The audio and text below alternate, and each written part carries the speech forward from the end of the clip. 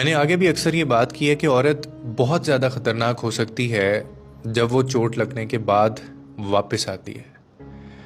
आप याद रखिए कि आप एक औरत को बार बार तकलीफ़ तो दे सकते हैं, आप उसका दिल भी बार बार तोड़ सकते हैं और आप उसके ज़हनी सुकून को भी बर्बाद कर सकते हैं। आप उसको इतनी तकलीफ़ दे सकते हैं यहाँ तक कि उसकी रूह को आप रुला दें।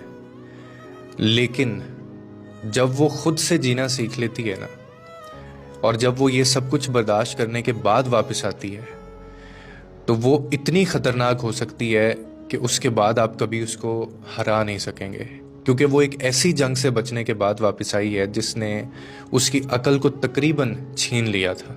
Then she is a different personality.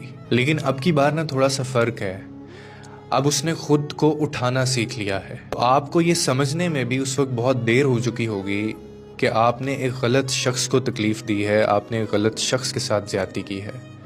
एक औरत कमज़ोर हो सकती है, वो माफ़ करने वाली हो सकती है, लेकिन वो ज़िंदगी के बदतरीन चीज़ों से गुजरने के बाद रहम नहीं कर सकती अगर वो ये समझ ले बात। और फिर वो आपको एक भयानक और एक ऐसे बेरहम सफाक रास्ते के ऊपर वो डाल देगी और अपने रूप को उसमें ढाल लेगी कि आप उसका मुकाबला नहीं कर सकते। इसीलिए कहते हैं ना कि औरत के सब्र को और उसकी बर्दाश्त को आप ना आजमाएं, क्योंकि वो इन दोनों चीज़ों में आपसे बहुत ज़्यादा आगे है।